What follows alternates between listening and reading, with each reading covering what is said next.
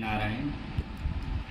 आजकल मैं देख रहा हूँ कि पूरे भारतवर्ष में सारे जन लोग पीड़ित हैं। आपस में कलह है, आपस में वैमनस्य है। इतने भारतवर्ष में यज्ञ अनुष्ठान महायज्ञ चल रहा है। बड़े बड़े संत ऋषि महर्षि, बड़े बड़े संत महंत ऋषि महर्षि इत्यादि सब लोग यज्ञ करा रहे हैं, अनुष्ठान कर रहे हैं, तप तपस्या कर रहे हैं।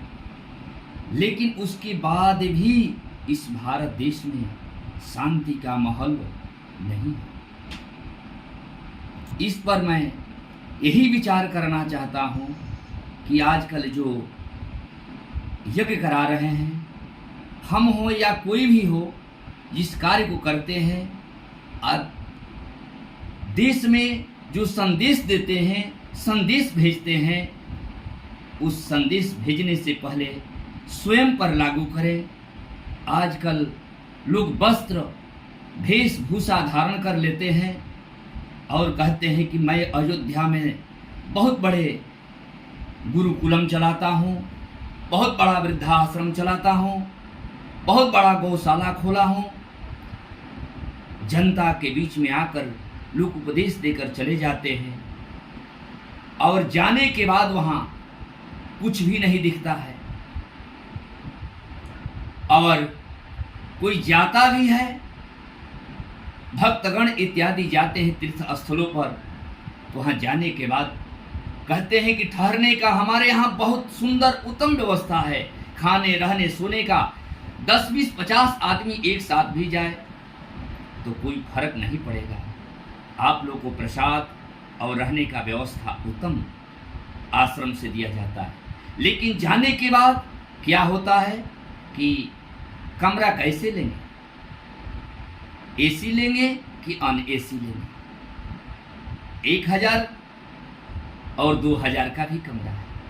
ऐसे संतों की वाणी से ये बात अच्छी नहीं लगती, क्योंकि आप जन जन को कल्याण करने के लिए, सनातनियों को बढ़ावा देने के लिए, जनता जनार्दन को सेवा करने के लिए संत कि कोई अतिथि आए, कोई भक्त आए, कोई शिष्य आए, तो उसको उत्तम ठहरने की व्यवस्था हो तीर्थ स्थलों पर। तो जाते हैं तो कहते हैं कुछ, करते हैं कुछ। इस सब देखकर मन में घबराहट होता है।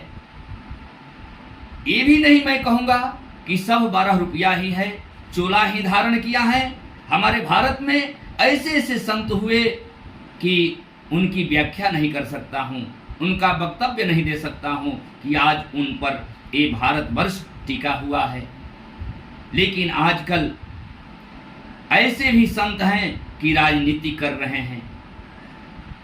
जिस प्रकार नेता का जो काम था, वो नेता वाला काम संत में आ गया है। लेकिन इस राजनीतिक से संतों को दूर होना चाहिए, अपने भक्ति को बढ़ाना चाहिए, अपने सिद्धि को बढ़ाना चाहिए और जनता में सुंदर सुंदर उपदेश देना चाहिए। ऐसे स्थिति में जो नहीं करता है वो संत नहीं है, पाखंडी है और कहता है कि मैं कुंवारी कन्याओं को विवाह कराता हूँ, ये करता हूँ, वो करता हूँ, लेकिन जाने के बाद कुछ भी नहीं दिखता है। आज तक मुझे कुछ भी नहीं दिखा। मैंने कितने तीर्थ स्थलों पर गया तो संत जिस सुंदर सुंदर मठों ने शीश महल के तरह देखा, लेकिन उस पर लिखा है होटल की व्यवस्था है। जाने के बाद लोग कहते हैं, हमारे कुछ शिष्यों ने फोन किया कि महाराज जी मैंने वृंदावन गया था, लेकिन कई मठों में मैंने गया और उस मठों में गया तो हम सोचे कि हम लोग सांप्रदायिक हैं, सनातनी हैं, बजरंग दल से हैं, हम लोग ये परशुराम कुल से हैं और वहाँ लोग अनेक प्रकार की व्यवस्था रखे हैं। आने के बाद तो बैठाते हैं, कहते हैं कि आप बताइए किस प्रकार को आपको रूम चाहिए। 1000 वाला भी रूम है और 2000 वाला भी रूम है। तो आज संतों के मन में जैसा ये स्थिति आ गया तो संत नहीं है, वो तो हमारे गृहस्थ उन्हें परिश्रम कर कर धन अन्न उपार्जन करता है और उस उपार्जन करने को उन लोग को गुमराह कर कर अयोध्या, वृंदावन, मथुरा, काशी में लोग लेकर जाते हैं कि आप वहाँ अन्न दीजिए, हम वहाँ अन्न क्षेत्र चलाते हैं, वहाँ आप लोग जाएंगे तो वहाँ वृंदावन में सुंदर रहने की व्यवस्था है, लेकिन ऐसा व्यवस्था देखने को नहीं मिला है। सज्जनों, मैं आंखों से देखा, हमारे चेलों ने फोन कर कर बताया कि महाराज जी जो लोग जैसा कहते हैं वैसा कुछ नहीं है। 1 रूम 2 रूम बना कर रहते हैं अपना पारिवारिक, उसी पर 2-3 रूम और बना कर रखे हैं और जाने पर कहते हैं कि ये यहाँ का परंपरा है, जब लेंगे नहीं तो यहाँ का खर्च कैसे चलेगा, जब लेना है तो फिर क्षेत्र में मत भ्रमण करो, क्षेत्र में जाकर चंदा और दान का असूली मत करो, वहीं उसी होटल बनाकर, होटल चलाकर अपना व्यवसाय करो, लेकिन समाज में जाकर तुम संत का कार्य मत करो। कहते हूं मैं संत हूं, सनातनी हूं। आप लोग के बीच में स्वामी जनार्दनाचार्य जी महाराज ये उपदेश देना चाहते हैं सारे लोगों को कि एक बार आप लोग परखो, जग कराने से पहले उनको समझो, अनुष्ठान कराने से पहले समझो कि इनके अंदर विचार क्या है। सुंदर सुंदर वाणी बोलकर मोहित कर कर वहां झंडा गाड़ देते हैं, जग कराने के लिए उतावला हो जाते हैं और उनके बारे में लोग पता नहीं लगाता है कि ये संत है कि असंत है।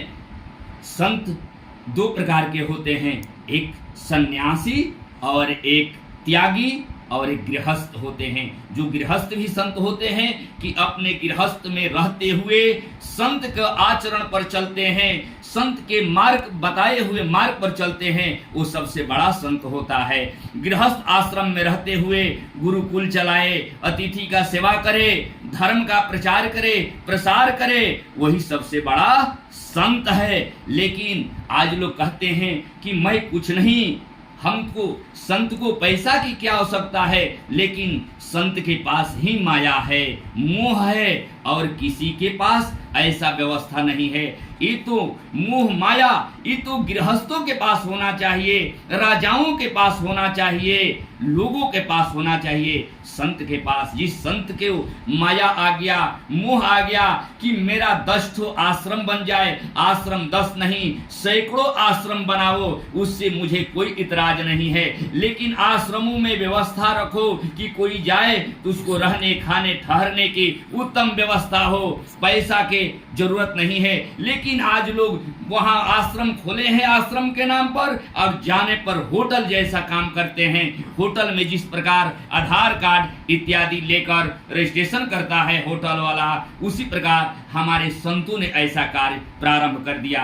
मैं किनका किनका नाम लूं, मैं नाम नहीं ले सकता हूं, लेकिन मुझे देखने को मिला है, हमने को आंख से भी देखा और कितने हमारे शिष्यों ने बक्सर, बलिया, रोहतास से फोन आया कि महाराज जी हमने वृंदावन गया, लेकिन हमने सोचा कि ये तो मंदिर है, मठ है, यहाँ रहने की व्यवस्था जरूर होगा, लेकिन जाने के बाद वहाँ लोग पैसा का डिमांड करते हैं। बताइए, हम लोग तो आते हैं क्षेत्र में जग कराने, वृंदावन से, मथुरा से, अयोध्या से, काशी से, तो हम लोग सोचते हैं कि संत भगवान हैं, कभी भूले भटके हम लोग चले जाएंगे घूमते हुए, तो वहाँ रहने और खाने की व्यवस्था जरूर महाराज जी के आश्रम में मिलेगा, लेकिन ऐसा देखने को नहीं मिल रहा है। महाराज जी हम लोग क्या करें? तो मैंने यही कहा कि सोचो, परखो, समझो। कोई भी संत जाता है तुम्हारे यहाँ तो पूछो कि किस संप्रदाय से हो, किस रिधि से हो, किस वृत्ति से हो, किस व्यवस्था से हो, किस जगह पर रहते हो। आजकल तो दूसरे का नाम बेच बेच कर लोग यज्ञ कराना प्रारंभ कर दिए हैं और यज्ञ के बाद वहां उस नाम निशानी को भी मिटा देते हैं और उसके बाद अपने सारे बाल बच्चा परिवार में सारे धन लेकर लोग चले जाते हैं। इसलिए आजकल के यागिक भी संतुष्ट नहीं है, क्योंकि जो यज्ञ का बचा हुआ धन अन्न ले जाता है तो उसका बाल बच्चा सुखी नहीं रहता है, क्योंकि अन्न तो दान हुआ है, दिया हुआ है अतिथियों को सेवा के लिए, विद्यार्थियों को खाने के लिए, और जो अतिथि गृहस्थ या संत आए उनकी सेवा के लिए है। जय श्रीमन्नारायण।